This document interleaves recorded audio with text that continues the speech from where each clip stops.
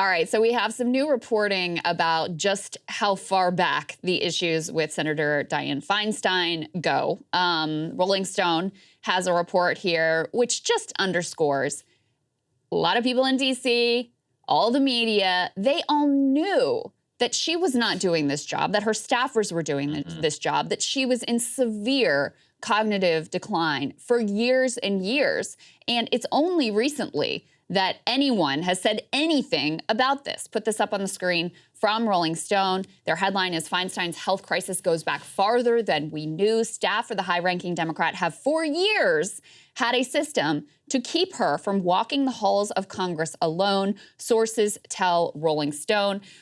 This was, according to multiple sources, unbeknownst to Feinstein herself, they would have a staff member ready at any given moment to jump up and walk with her wherever she was going because they were so worried about what she would say to reporters or anyone else she stumbled across if she was left unsupervised. So a literal babysitting plan to make sure that she doesn't have any exchanges that are not watched over by some staff member or another. And as they say, the system has been in place for years.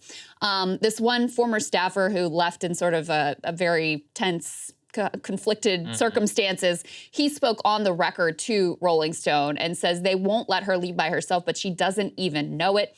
They talk also in this piece about how obviously senators juggle a heavy schedule of votes, hearings, and meetings on a wide range of subjects. Momentary lapses and mix-ups about a topic are far from unheard of. But over the last several years, interviews with Feinstein devolved into confusion on a near daily basis. A familiar pattern would emerge. Feinstein would make an unexpected stance on a bill or policy position only for her staff to quickly follow up by email to correct the record. Listen to this. It got to the point where reporters would pause before rushing to publish an otherwise newsworthy declaration because of the inevitability of staff reversing her statement. So what does that tell you?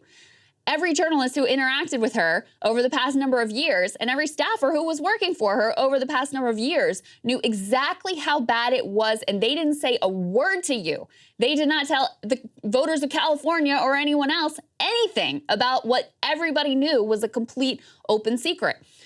Perley, this former aggrieved staffer, described office meetings where an issue would be discussed for several minutes, only for Feinstein to bring up the same topic later in the same meeting, and then staff would have to go over it again like they had never talked about it because this was all brand new to her.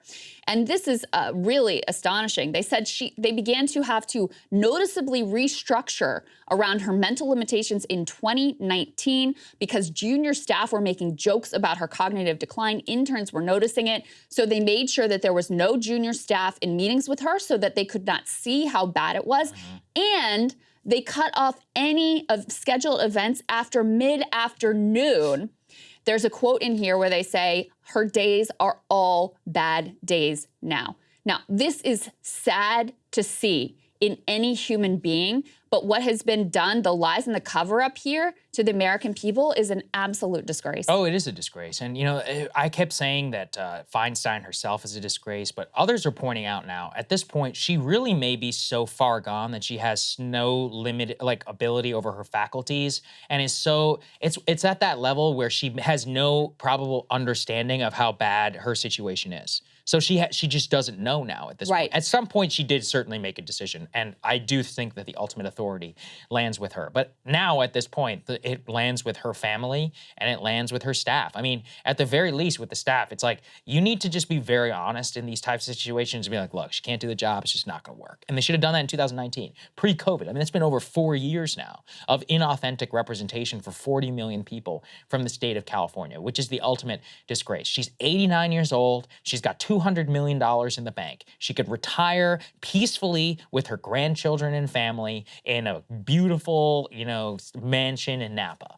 That's all anybody's asking here, right? That's all we're asking that you give up, which is what most people would dream for in their retirement. And yet, refuses to stop clinging to power, and now maybe at that point where she's angry, and I think that you can actually kind of see that in some of her commentary where she wants to fight back with the press. She hates any suggestion that she should go or any of that. And at this point, I mean, you've got to have somebody responsible step in and call on her to resign, and nobody will do so. Ro Khanna got so much heat for doing it. I mean, Gavin Newsom needs to come out and just be like, look, I'm the governor. I can barely get anything done with this woman. Like, this is just not going to work. I can't do it anymore. But he can't do it because of identity politics. What happened? Immediately, they suggested that Ro Khanna was anti-feminist, anti-woman for suggesting that. He's like, would he say the same thing about a woman? Yeah, I venture to say yes, actually. I do, especially for somebody who is this far gone. She's almost 90 years old, people. She's been in declining health now for 4 years. I mean, I said this in our last show, but the Queen looked better 2 days before she died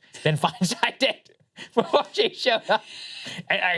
Queen could walk. It's like, this is craziness whenever you're looking at her.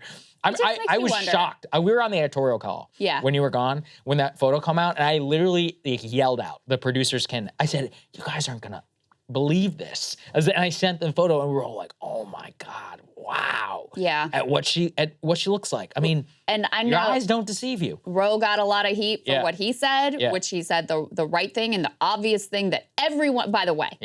Everyone else on Capitol Hill has been thinking for years, not for days, months, weeks, for years they've been thinking this. He actually said, and he gets smeared as being sexist. I know Ken Klippenstein got a lot of heat for putting the staffers on blast, but you know what? These senior level staffers in particular, come on. No one elected you.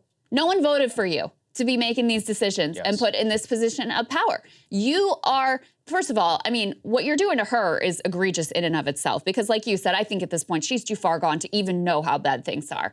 But the lies that you're perpetrating on the American people, that is shameful. That is truly disgraceful. And guess what? There are a lot of jobs in Capitol Hill. You can get another job, okay? It's gonna be all right. So yeah, justice for Ken, hashtag justice for Ken on this as well, because I think he pointed out an important piece. And I think he sort of forced the hand of some of the media to report more on the dynamics that are going on here behind the scenes. And it just makes you wonder, with this incredibly aged group of senators in particular, but legislators in general, who else? What else are they hiding? What else do we not know about these people and the way that DC runs? Because apparently this was an open secret for years, and Nancy Pelosi will still get up there and lie to our faces that, things are just fine and we shouldn't pressure her to retire because it's sexist. This is a Republican problem too. There was a guy, Thad Cochran, he had dementia, and he very clearly was on his way out for years before he eventually did retire. I mean, he did the honorable thing and he did retire at the end of the day. After somebody finally reported on it. After people reported on it, and even some of his staff were like, hey man, like you gotta go. Like it's just not working out. And he's like, okay, all right, I'll finally relinquish it. But a lot of these guys, I mean, they just are so power hungry that they refuse to let go. So yeah, I really do vacillate as to how much responsibility lies in her hands. I think it's probably 2019, right on that edge where she had to have the level of self-knowledge at that point, when she, right when she was running for re-election. Running for re-election, you should have had the level of knowledge to say, I'm at the end of my rope. I'm old. My husband is in declining health. It's time to go. And she made the decision to stay. Then it's also shameful that the people around her decided to prop her up. Yeah. She's not a king, She's an elected official. Yeah. You expect this behavior in the courts of Europe. You don't expect it from an elected politician. And Obama and Pelosi and co rescued her in that last reelect, because the California Democratic Party had endorsed another candidate who had a very decent shot of unseating her and probably would have prevailed if the national Democrats, led by Obama, hadn't swooped in to her rescue. And now here we are. Yep. Hey guys, ready or not, 2024 is fully upon us now, and Saagar and I have been brainstorming ways that we can really up our game for this critical election. Yeah, we rely on our premium subs to expand our coverage, to add staff, to upgrade the studio. We just want to give you the best independent coverage of this election, which is possible. So if you can help us out, become a premium subscriber today, breakingpoints.com, or the link is down here in the description video. It really means the world to us, and if you like what we're all about, this is the best possible way to keep us 100% independent, working only for you.